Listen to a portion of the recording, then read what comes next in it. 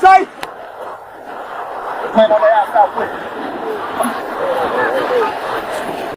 Football is back, Detroit. And before a single pad is popped in Allen Park, there is already a storyline brewing that nobody wants to say out loud. Is there a quarterback controversy building behind Jared Goff? Let's get one thing crystal clear right out of the gate. Jared Goff is not going anywhere. He is the guy. He is fantastic. This is not about him. This is about the room behind him. And folks, that room is a lot messier than the Lions front office wants you to believe. Welcome back to Detroit Scope. Before we dive into this, quick favor. We are closing in on 1,000 subscribers on this channel, and if you have not hit that button yet, now is the time. It costs nothing, it takes 2 seconds, and it helps this channel keep bringing you the Lions coverage nobody else is digging into. Alright, let's get into it. Here is where the calendar stands. As of right now, on paper, it is the safest, most boring signing in the world. But here is the twist nobody is talking about loud enough. Teddy Bridgewater is a guy who, not that long ago, actually retired from professional football. Retired. Hung it up. And now he is back in a Lions uniform, expected to be one snap away from piloting an entire offense if something happens to Goff. The last extended look anyone got of Bridgewater slinging it in a real Lions moment was not exactly a highlight reel of arm strength. It was closer to a game manager cameo. That is not a knock on the man's football IQ. Nobody questions his brain. Nobody questions his ability to be the ultimate co-pilot in that quarterback room.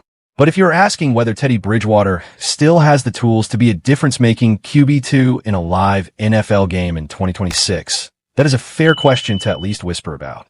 And that whisper has a name attached to it. Luke Altmyer. Altmyer is not some big-name draft pick. He went completely undrafted this past spring, which by itself is one of the wilder storylines of this entire offseason. This is a kid who started for 3 seasons at Illinois after transferring away from Ole Miss, where he had been beaten out by another quarterback who is now a first-round NFL name. At Illinois, Altmyer authored one of the most efficient stretches college football saw from any passer the last 2 years. Over his final 2 seasons for the Illini, he threw 44 touchdowns against just 11 interceptions while completing right around 65% of his passes.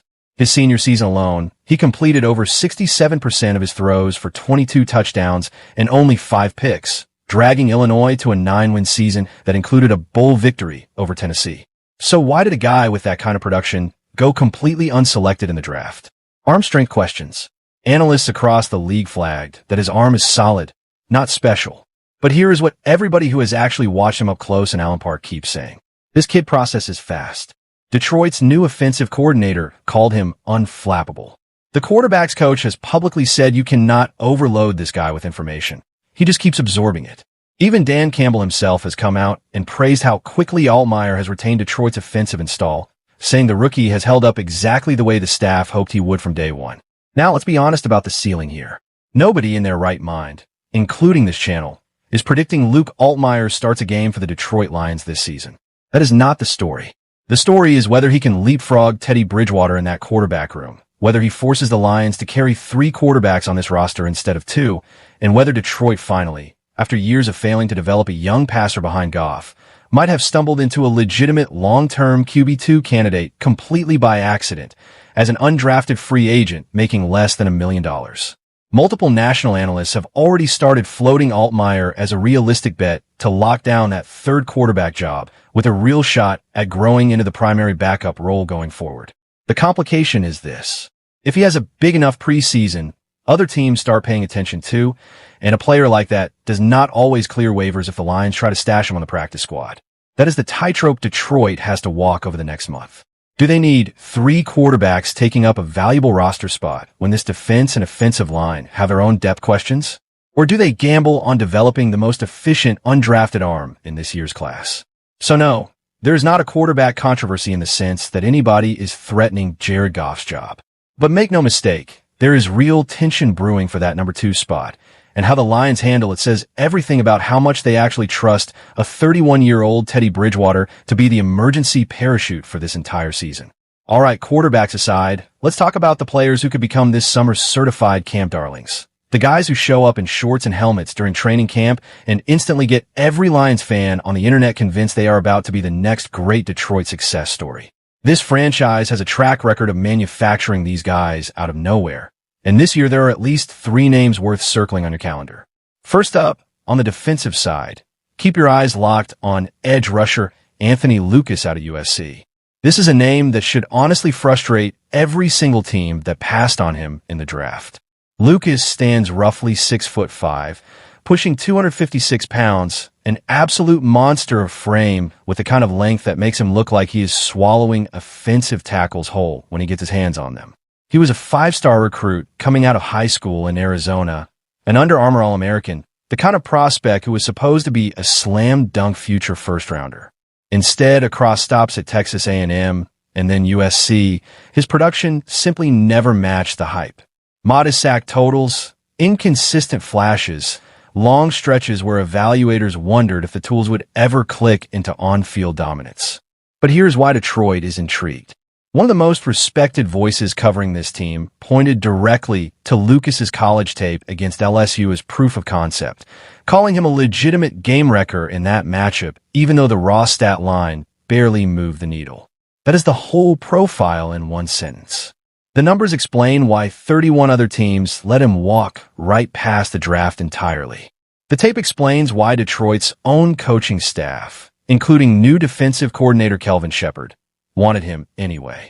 Dan Campbell has already started dropping his name in press conferences, referring to him as this pup with real bite after Lucas reportedly got into it with multiple offensive linemen during a physical minicamp walkthrough. Lucas is going to be fighting for snaps behind Aiden Hutchinson against a genuinely loaded group that includes veteran free agent additions and this year's second-round pick, so nothing is guaranteed. But if he shows even a sliver of pass-rushing polish to go with that frame, Lions fans are going to fall head over heels for this kid by the second week of preseason. Next, on the other side of the defense, there is Eric Hunter, a linebacker out of Morgan State, an HBCU program that does not typically produce NFL roster locks. Hunter is the definition of an underdog storyline. He was the reigning Meek Defensive Player of the Year, racking up over 100 total tackles in his final college season, and the Lions like him enough to back up their interest with real guaranteed money for an undrafted signing, which is not something teams do lightly. What makes Hunter fascinating is the athletic profile. This is not your stereotypical small school, high-effort but limited tools prospect. People who have watched him up close describe elite closing speed for the position, safety caliber range, and coverage. If he could add a little more size to that frame while keeping that speed intact, Detroit could be looking at a genuine weak-side linebacker candidate in a room that is not exactly overflowing with depth behind the starters. His path onto this 53-man roster likely runs through special teams too, and that is where training camp reps will tell the real story. And finally, there's the name Lions fans have already fallen for once and cannot seem to let go of, cornerback Nick Whiteside. If you watched last season, you remember exactly why. Whiteside got thrown into extended playing time against the Tampa Bay Buccaneers and looked genuinely sticky in coverage, playing 40 snaps in a performance that lit up Lions social media for days. Then the opportunities practically dried up, just 11 defensive snaps the rest of the season. Whiteside's path here has always been unconventional. He is a Michigan native, an Auburn Hills kid who played his college ball at Division II Saginaw Valley State. When undrafted back in 2023, bounced through a season with Washington, spent time in the UFL, and eventually clawed his way onto Detroit's roster. The question hanging over him now is not whether he can cover receivers. Last season already answered that. The real question is whether he can prove enough value on special teams to justify a roster spot as a 6th or 7th cornerback, the same way core special teamers have carved out careers on this roster before. With Terry and Arnold now off the roster and a legitimate competition opening up at cornerback, this could not be a more important training camp for Whiteside to remind everybody why fans fell in love with him in the first place. So here is where Detroit's scope lands on all of this heading into camp. Jared Goff's job is safe, full stop. But the pecking order behind him is genuinely unsettled, with an undrafted rookie in Luke Altmaier quietly building a case that could reshape how the Lions handle that quarterback room for years to come.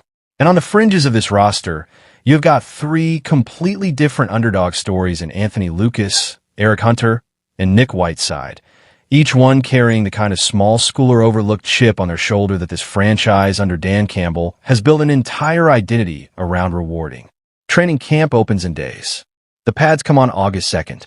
And if history with this coaching staff has taught us anything, at least one of these names is going to be an entirely different conversation by the time the preseason opener rolls around. That is the story for today.